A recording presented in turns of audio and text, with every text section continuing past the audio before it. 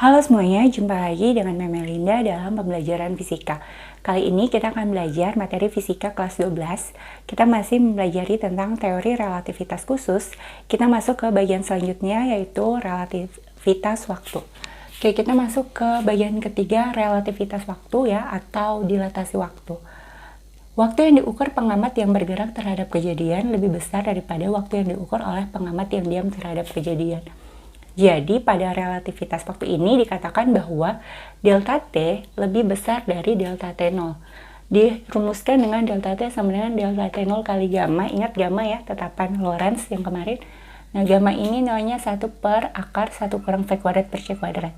Jadi delta T dirumuskan dengan delta T sama dengan delta T0 dibagi dengan akar 1 kurang V kuadrat per C kuadrat.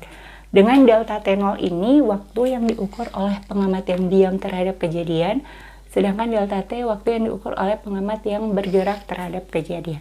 Untuk lebih jelasnya, kita akan membahas contoh soal. Sekarang kita masuk ke contoh soal.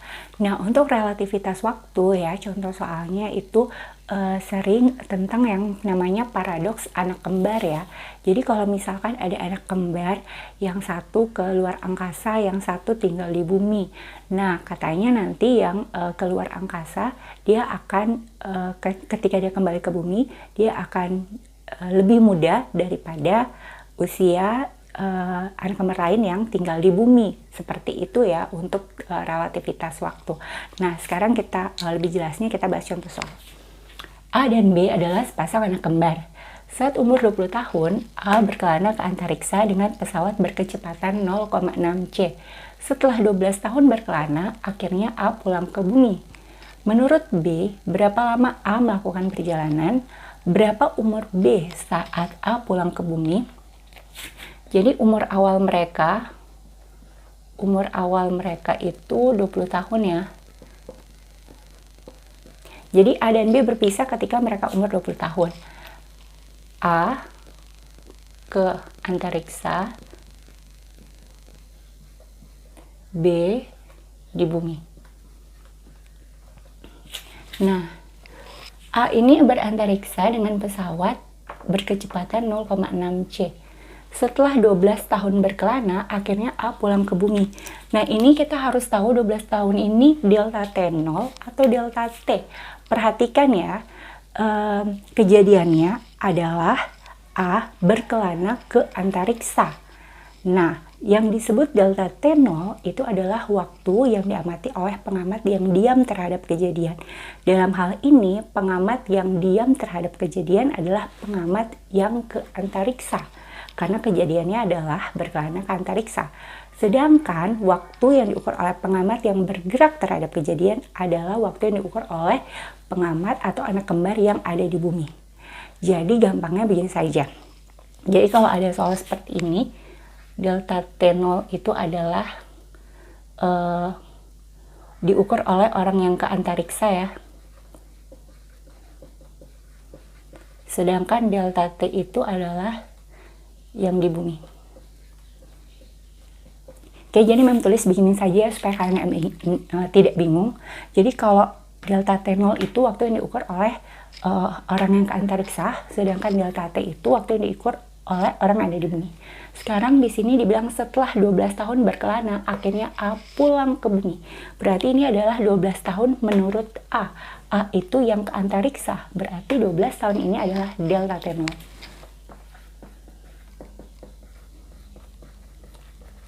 Sekali lagi, 12 tahun ini adalah menurut A. A ke antariksa, berarti 12 tahun ini adalah delta T0. Maka yang ditanya adalah menurut B, menurut pengamat yang di bumi, berapa lama A melakukan perjalanan? Berarti yang ditanya adalah delta T-nya. Setelah itu berapa umur B saat A pulang ke bumi? Oke, kita cari dulu delta T-nya ya. Delta T-nya ditulis dengan delta T0 per akar 1 kurang V kuadrat per C kuadrat. 12 per akar 1 kurang 0,6 C dikuadratkan ya, jangan lupa per C kuadrat. Ini jadi 12 per akar 1 kurang, ini habis ya, 0,36 C kuadrat per C kuadrat ya. 0,6 C dikuadratkan 0,36 C kuadrat. Ini habis dibagi, maka delta T nya jadi 12 bagi akar 0,64. Jadi 12 bagi akar 0,64 itu 0,8 ya. Maka delta T nya jadi 15 tahun. Maka menurut B, A itu sudah melakukan perjalanan selama 15 tahun. Padahal menurut A dia melakukan perjalanan selama 12 tahun. Nah, berarti kan A itu jauh lebih muda daripada B. Lebih muda 3 tahun lah, begitu ya. Nah, sekarang berapa umur B? Umur B saat A kembali ke bumi berarti 20 tahun ditambah 15 tahun. Berarti umur B-nya jadi 35 tahun. Begini ya, umur B-nya 35 tahun. Nah, kalau mau di-compare dengan umur A, kalau umur A berarti 20 tambah berapa tadi? Delta T0 ya, 12. Ini 20 tambah 12. Jadi, ini 12 ya. Jadi umur A itu sama dengan 32 tahun. Oke, jadi kita lihat perbedaannya ya. Saat A kembali ke bumi, menurut A umurnya 32 tahun, sedangkan umur B adalah 35 tahun. Sekarang kita masuk ke bagian yang selanjutnya. Keempat, relativitas massa ya, atau massa relativistik. Menurut Einstein, massa benda yang bergerak, M, lebih besar daripada massanya ketika diam M0. Jadi M lebih besar dari M0. Matematisnya dirumuskan dengan M sama dengan M0 kali gamma. Gamma itu ini, maka M dirumuskan dengan M sama dengan M0 bagi akar 1 kurang V kuadrat per C kuadrat. M0 itu massa benda ketika diam, M massa benda ketika bergerak. Nah, selanjutnya ke bagian yang kelima, kesetaraan massa dan energi. Menurut Einstein, jika terjadi penyusutan massa, maka akan timbul energi. Hal ini menunjukkan adanya kesetaraan massa dan energi ya. Nah, sekarang kita lihat di sini untuk energi benda yang diam ditulis dengan E0 sama dengan M0 C kuadrat. Untuk energi yang bergerak atau energi totalnya itu ditulis dengan E sama dengan M C kuadrat. M itu kita ganti dengan rumus ini ya. Maka E sama dengan M0 C kuadrat bagi akar 1 kurang V kuadrat per C kuadrat. Dengan M itu adalah M0 bagi akar 1 kurang V kuadrat per C kuadrat. Baru ada lagi yang namanya energi kinetik ya. Energi kinetik itu dirumuskan dengan EK sama dengan energi total kurang energi benda diam. Maka EK sama dengan E itu M0 C kuadrat per akar 1 kurang V kuadrat per C kuadrat dikurang E0 itu M0 C kuadrat. Jadi penulisan rumus atau perumusan untuk energi diam ini, energi total ini, dan energi kinetik ini. Sekarang kita masuk ke contoh soal. Massa diam suatu benda M0 dan massa bergeraknya M. Bila benda bergerak dengan kecepatan 0,6 C, maka nilai M sama dengan berapa M0? Jadi ini bendanya bergerak dengan kecepatan 0,6 C ya. Baru M-nya jadi berapa M0? Oke, kita tinggal masukkan ke rumusnya saja ya. Jadi M sama dengan M0 bagi akar 1 kurang V kuadrat per C kuadrat ya. Jadi kita gunakan rumus ini. Maka M sama dengan M0 bagi akar 1 kurang 0,6 C dikuadratkan per C kuadrat. Jadi M0 per akar 1 kurang 0,36 C kuadrat per C kuadrat ya. Habis dibagi, maka M sama dengan M0 per akar 0,64. Maka M0 akar 0,4 itu 0,8 ya. Maka M sama dengan M0 0,8 itu kan sama dengan 8 per 10 ya, atau sama juga dengan 4 per 5 kan.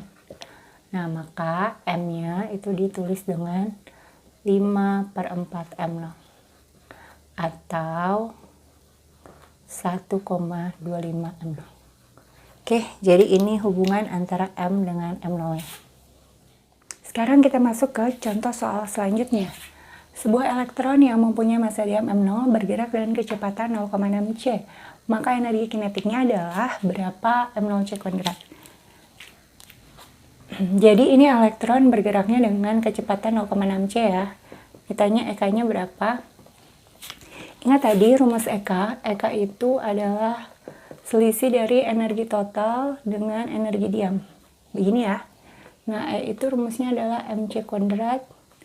N0 itu M0 C kuadrat. Maka EK jadi M diganti ya. Jadi M0 per akar 1 kurang V kuadrat per C kuadrat ya.